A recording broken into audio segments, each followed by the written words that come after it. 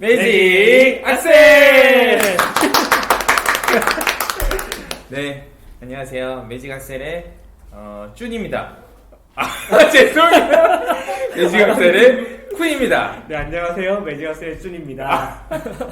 오랜만에 찍으면 이런 실수를 합니다. 오늘 매직 악셀 편은 아마도 익숙하신 분일 것 같아요. 저희 컨텐츠가 한 일주일에 두세 번 정도만 올릴 수 있으면 좀 나아질 것 같은데, 아무래도 저희가 이게 계속 강조하지만 저희는 유튜브 방송만 찍지는 않습니다. 이 방송을 찍기 위해서 리포트를 만들어요. 그 리포트를 만들고 난 다음에 방송을 찍기 때문에 일반 크리에이터들 다 고생하지만 저희가 좀 그런 면에서 시간적으로 여유가 많이 없어서 많이 못 올리고 있습니다. 오늘 모신 분은 저희가 잠정적으로는 지금 중단 중인 저희 소꼭지 있습니다. 저희 매직악셀 유튜브 채널에 벤치마킹 코너에 안강선 대표님을 모셨습니다.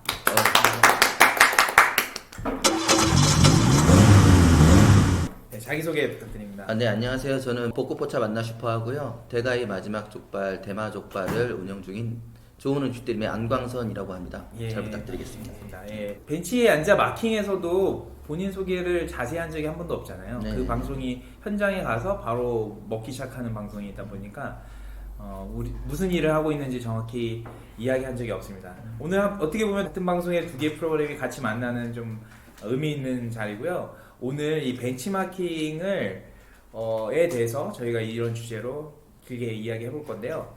페이스북을 저희는 보면서 지금 방송을 하고 있는데요. 타임라인에 하루가 멀다 하고 벤치마킹한 가게들이 올라옵니다. 왜 벤치마킹을 이렇게 열심히 하시는지, 혹시 가능하시면 벤치마킹을 내가 그동안 얼마나 했는지 혹시 계산하고 있다고 하면?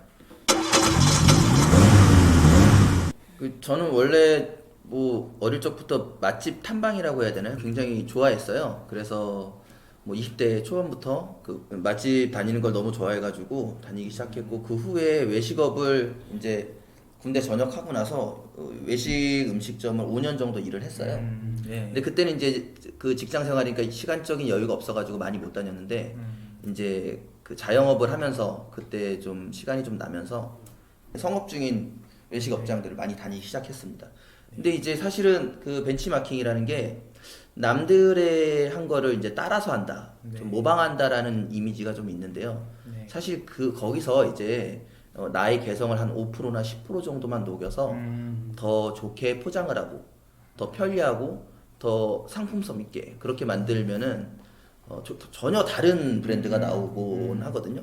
사실 우리가 이제 기존에 있는 노포들이나 그런 분들도 사실 벤치마킹을 통해서 만들어진 매장인 확률이 굉장히 높습니다. 또 한 가지도 지금 이제 300개, 400개 있는 프랜차이즈들도 사실은 노포의 벤치마킹을 통해서 브랜딩한 경우도 굉장히 많아요. 네. 그리고 거기에 있는 대표님들도 사석에서 거기 벤치마킹 했다 인정한 부분도 많이 있었고, 네. 벤치마킹은 외식업의 공부라고 생각을 해요. 물론 백종원 대표님의 책이라든지 그런 매체들도 중요하지만, 직접 가서 벤치마킹을 해서 이거는 왜 손님들이 여기에 열광하는지, 왜 이 가격을 받고도 잘 팔리는지를 해석을 해야 됩니다. 그러니까 벤치마킹은 외식업의 본질적인 공부라고 생각을 하셔야 돼요. 단지 그냥 맛이 없다, 맛이 없어서 여기는 오지 말자, 왜 여기는 줄을 쓸까, 이해 못하고 좀 그런 부분도 있지만 분명히 특별한 셀링 포인트가 있는 매장일 거예요. 그런 포인트를 해석을 해서 내 것으로 만드는 게 벤치마킹의 본질 아닌가, 그런 생각이 좀 듭니다. 언제적부터 이제 사업을 하신 거죠? 네. 저는 이제 군대를 이제 전역을 하니까 한 23살 정도 됐었는데요. 그때 한 4년 정도를 외식업 좀 고급 식당 같은 데서 일을 했어요. 그래서 거기서 이제 시드머니를 모아가지고 2007년도에 그 프랜차이즈 포장마차를 했습니다. 그런 프랜차이즈 가맹 점주, 점주 생활을 했어요. 근데 점주 생활을 한 4년 정도를 했는데, 거기서 이제 저도 이제 그 프랜차이즈 가맹점을 양도양수 받은 거였어요. 한 2년 반 운영한 걸 양도양수 받고, 제가 4년을 했으니 실내 포차를 6년 반을 운영한 거죠. 그러니 이제 사실 좀 제가 뭐 잘 운영을 못한 부분도 있겠지만 이제 브랜드 파워가 살짝 꺾여가지고 이제 업종 전환밖에 이제 없다. 그래서 이제 그때 잘 나가는 실내포차 그 가맹 문의를 했어요. 했는데 저희가 이제 답심리 사거리에 있었어요. 네네. 사실 이제 뭐 그때 흔히 말하는 먹자 상권, 메인 상권이 아니다 보니까 출점이 불가한다라는 말씀을 하시더라고요. 네. 근데 너무 그때 좀 충격을 받았어요. 난 여기서 이렇게 잘해서 매출도 많이 올렸었는데 메인이 아니라서 안 내준다 해가지고 그때부터 진짜 제가 벤치마킹을 뭐 외식업으로 먹고 살아야겠다 이런 헝그리 정신, 애절함으로 벤치마킹을 해서 그때 행복포차라는 포장마차 브랜드를 뭐 프랜차이즈를 하려고 한 게 아니라 내가 그냥 우리 어머니 아버지 모시고 잘 살려고 브랜딩을 했습니다. 근데 그때 당시에 잘 되는 포장마차 분위기를 벤치마킹을 하고 또 다른 되게 좀 오래된 포장마차의 메뉴를 벤치마킹을 하고 또 어떤 매장에 오돌뼈나 닭발 그런 거를 벤치마킹해서 제가 그 미성년자를 한번 이제 뭐 위조한 거를 맞아서 한 달을 쉬었어요 매장을. 이제 약간 그런 일이 겹쳤어요. 변하고 한 달 쉬어야 되니까 아예 그냥 한 달을 쉬면서 그 주방에서 한 달 동안 R&D를 한 거였죠. 26살 때 R&D를 해서 그 메뉴를 수제로 다 만드는 메뉴를 만들어서 그때 2011년도 말에 그 행복포차라는 브랜드를 런칭을 했습니다. 일단 그렇게 해서 행복포차 시작했고 그 후로 제가 네 가지 브랜드를 더 런칭을 했어요. 네. 뭐 육삼주, 오동술, 그리고 대마족발, 만나슈퍼 이렇게 런칭을 했는데 여기서 제가 중요한 그 인사이트가 뭐냐면은 제가 그 5개의 브랜드를 런칭한 것 중에 정말 우리 직원들이랑 우리의 상상의 나래를 펼쳐가지고 만든 브랜드들은 성공하지 못하고 아 진짜요? 노포라든 이런 데를 구석구석 다니면서 그 포인트를 모아서 만든 브랜드는 성공했습니다. 우리들만의 모아가지고 이렇게 우리 상상 그래 될 거야 으쌰으쌰 만든데 그게 고객이 알아줄 수 있는 확률이 적다라는 거예요. 그게 우리들만의 작은 생각이었던 거예요. 오래된 식당들은 네. 그 세월의 세례를 받아서 네. 오랫동안 그 무수하게 많은 시행착오를 겪어서 만들어진 거거든요. 네. 뭐 설렁탕, 뭐 닭 한 마리 단일 메뉴지만 그것이 결코 한순간에 만들어진 게 아니란 말이에요. 오랫동안 손님들이 가면서 시행착오를 겪고 한 건데 그거를 벤치마킹 함으로써 내가 1%만 더 좋게 만든다면은 그 20년, 30년의 세월을 극복할 수 있는 어떤 한 단계, 두 단계, 세 단계 도약할 수 있는 빠른 시간에 일단은 우리들의 생각, 그런 아이디어를 녹이되 그 뼈대는 벤치마킹을 통해서 만드는 게 실패할 확률이 적죠. 네. 왜냐면은 검증된 그렇죠. 예. 그 과외를 받아도 좀 잘하시는 분한테 받으면은 텐션이 팍 터지듯이 이 잘 되는 식당의 그 잘 되는 포인트를 잘 해석을 해서 내 것으로 만들면은 그것이야말로 진짜 나한테 정말 도움이 되는 벤치마킹이 아닌가. 대표님의 업장들은 혹시 어떠신가요? 저희 업장들은 지금 만나슈퍼 같은 경우에는 지금 한 70군데가 있는데 타격이 있습니다. 매출을 하루하루 이렇게 매일 회의하면서 확인하는데 아무래도 호프집이고 그리고 이제 사람들이 붐비는 데다 보니까 약 한 40% 정도는 떨어졌어요. 많이 떨어진 거예요. 많이 떨어진 거고 대신에 이제 대마족발 같은 경우에는 떨어졌다고 얘기해야지 이거 보시는 분이 족발을 안 하실 텐데 떨어지지 않았습니다. 족발은 뭐 코로나 영향을 전혀 안 받고 있다라고 해도 무관해요. 그게 배달 때문에 네, 그 홀 매출이라고 해야 되죠. 이제 방문 매출은 줄었는데 그만큼 매출을 이 배달로서 이게 채워주고 있어요. 그리고 뭐 심지어 족발은 가격이 오르고 있습니다 지금. 네, 코로나 터지고 나서 수요가 없으면은 자연스럽게 가격이 내려가기 마련인데 이게 수요가 많다는 거예요. 족발의 원가 네네네네, 원가가 올라가고 있어요 지금. 아. 수요가 많다는 거예요 코로나에. 그 여기 보시면은 네, 여기 처음 네네. 거 볼게요. 여기 가게 네. 이름이 뭔가요? 이제 여기는 배달 전문점이에요. 네. 야한 곱창이라고 예. 저희 동네에 있는 곱창집인데 네. 리뷰수가 1,800개 정도 되고 네. 최근 주문수가 5,000개 플러스예요. 네. 이거는 이제 뭐 배달의 민족 기준입니다. 예. 일단은 리뷰수가 1,800개가 넘는다는 거는 네. 어느 정도인 거예요? 그냥 배달로만 3,000만 원 무조건 넘는다는 거예요. 아. 네. 배달로 3천만 원은 무조건 넘는다. 1,800개 있다는 거. 왜냐면은 그 리뷰 수가 깎여요. 안 내려오면은. 이게 없으면 깎여 계속. 내가 운을 쌓여야지 그 전께 깎이면 그게 이렇게 되는데 더 높으면 하는 거고. 그러니까 저 정도면은 굉장히 많은 거고 4.8점이거든요. 그러면 관리를 사장님께서 상당히 잘하고 계시는 거예요. 여기서의 이 매장이 이제 벤치마킹 포인트가 뭐냐면은 그 돼지 야채 곱창이에요. 네. 그 흔히들 이제 동네마다 맛집들 저런 거 예, 다 있죠. 있을 거예요. 네. 아저씨 아줌마 철판에다 하는 건데 네. 일단 그 맛은 엄청 월등하다 뭐 이런 건 아니에요. 예. 근데 보시면은 지금 스티커가 몇 개 붙였습니까? 3개가 붙여 있어요. 예, 이거 뭔가요? 저게 그냥 주는 거예요. 아. 1번 서비스, 리뷰 서비스, 뭐 사장님이 뭐 좋아요 요번 이벤트 서비스. 그러니까 저게 보면은 이제 사실상 원가는 얼마 안 되는 거예요. 보면은 콘치즈, 네. 계란찜, 네. 볶음밥. 우리가 닭갈비 먹고 그리고 닭 한 마리 먹고 저런 곱창 먹을 때 마지막에 뭐 먹어요? 밥 볶아 먹잖아요. 네네네. 그런 것까지 다 마치 항모 전단처럼 나온다는 거죠. 행복하겠네요, 그래도 저. 그러니까 저거를 포장을 뜯었을 때 네. 저렇게 많이 나오면은 우와 와, 그렇죠. 우와 22,000원 3,000원에 사실 저거 원가 1,500원밖에 안 하는 건데 저런 이제 곱창이나 저런 이제 그 볶음이라든지 탕 종류의 배달 음식들은 저는 전단이 많이 와야 돼요. 저기서 더 들어가서 해석할 거는 네. 저희 애들도 저기 있는데 아, 여기 있네요. 애들이 저런 3살, 4살, 5살의 영유아들이 예. 저 곱창을 먹을 수 없어요. 그렇죠. 네. 그러면은 과연 애들이 뭘 먹을까 해서 매운맛이 아닌 되게 순한 맛. 그럼 계란찜, 콘치즈 저런 걸 같이 가족끼리 즐길 수 있다라는 거죠. 네. 포인트네. 네. 저거를 만드신 분들은 애엄마, 애아빠이나 사장님일 수도 있다는 거예요. 그러니까 여기서 이런 거를 벤치마킹 할 때 그냥 보지 마시고 왜 했는지 해석을 해야 된다는 거예요. 그렇죠. 저렇게 해석을 한다면 저분들이 3년, 4년 운영했던 저 노하우들이 배달의 민족에 들어가면 다 녹아 있는 거예요. 네. 배달은 벤치마킹을 그 지역의 랭킹 1위, 2위들을 보고서는 해석을 해야 돼요. 그리고 정 궁금하면은 그 지역 가가지고 지하철역으로 뭐 한다면 거기로 배달해달라고 해서 보시고 그런 식으로 벤치마킹 하면은 나 혼자서 포장지 어떻게 생각하고 어떻게 줄까 괜히 이상한 서비스 주지 말고 저런 거 보면서 참고를 하는 게 저분들도 분명히 처음에 저랬을 거예요.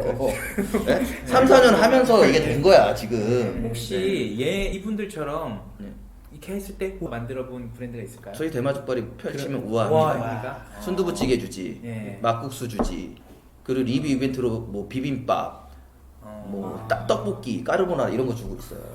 족발을 시키면은 그 가격에 4-5개가 나온다는 거죠. 그러면은 매장으로 방문 안 하고 집에서 만찬을 즐길 수 있다는 거예요. 그럼 거기서 더 나아가서 뭐 볶음이나 탕 있으면 이거를 갖다가 자기 그 손님들이 밥을 갖다가 비벼 말아 먹을 수도 있는 거고 반찬이 나면 냉장고에 넣어 내일 먹을 수도 있는 거고 그러면은 가성비가 좋다라는 거예요. 그런 게 재방문으로 맛에 그렇게 집중할 필요가 없는 게 배달은 최소 3-40분이 걸려요. 그러면은 그 음식에 대한 온도감이 떨어지죠. 그렇죠. 퀄리티가 떨어진다는 거예요. 맛은 어떤 지글지글 보글보글 이런 게 포함되어 있어야 되는데 전혀 없는 거예요.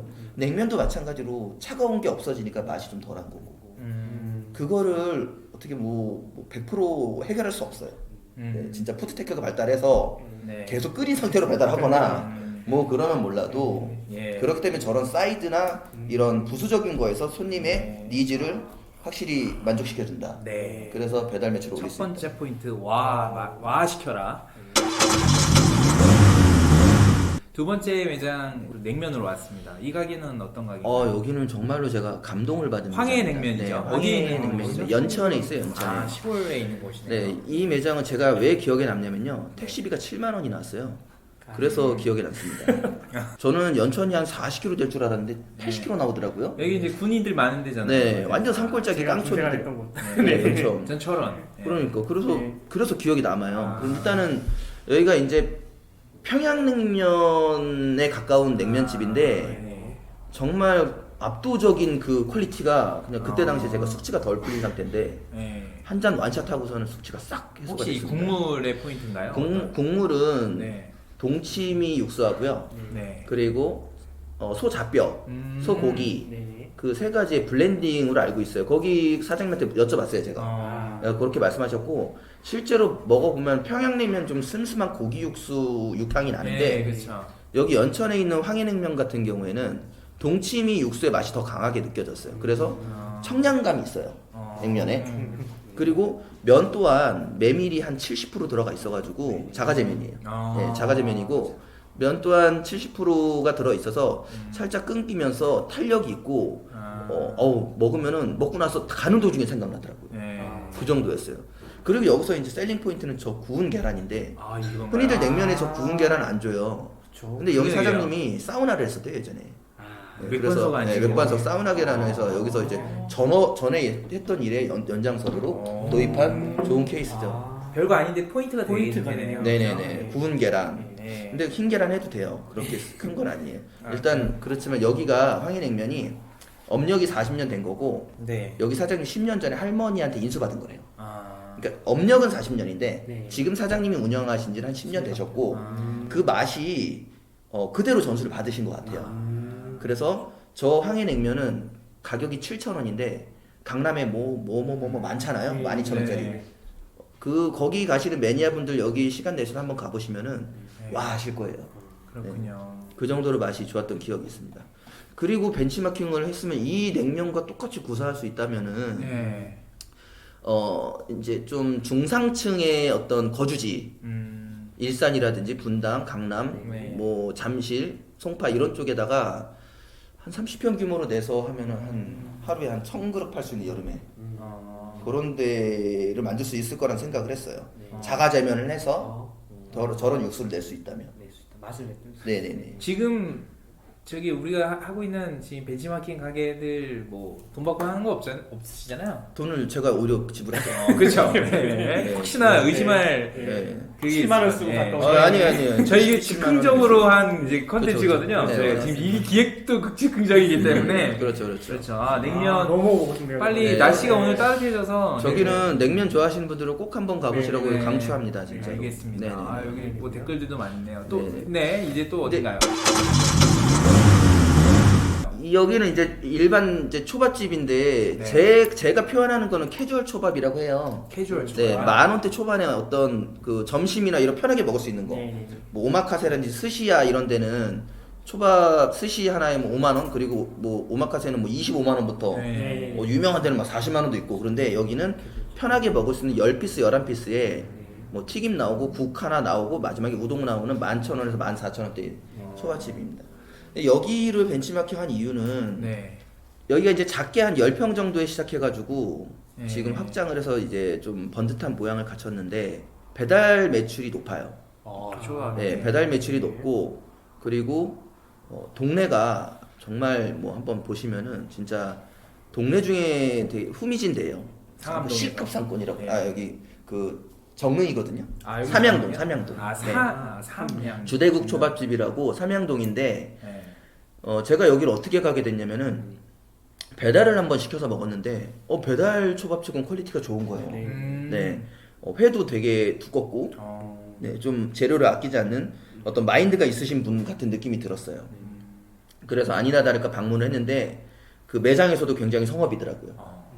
그러니까 초밥집을 저렇게 한 25평 정도 하는데 되게 고매출을 찍으실 것 같아요. 그러니까 저런 컨셉으로 배달과 네. 그런 홀 손님을 이제 다 어우러지는 초밥집이 이제는 네. 이제 살아남지 않을까. 네. 홀과 배달도 잘 그럼요. 되는 초밥 배달은 뭐 아주 앞으로 무궁무진하다고. 근데 여기는 봅니다. 가성비가 아무튼 가성비가 좋고 네. 숙성 초밥을 해가지고 아. 초밥이 맛이 좋아요. 그리고 네. 그 하나를 초밥을 시키면은 네. 튀김 나오고 막기도 나오고 요구르트도 나오고 요구르트는 그냥 자기가 하나씩 한 거고 아, 그렇군요. 이거는 확장성으로 봐도 굉장히 좋을 것 같습니다. 아이템 자체에 매력이 있다. 네네네 아이템 자체 매력 있고요. 매장 내방했을 때도 많이 직원들 교육이 되게 CS가 잘 돼 있었어요. 네. 친절했고.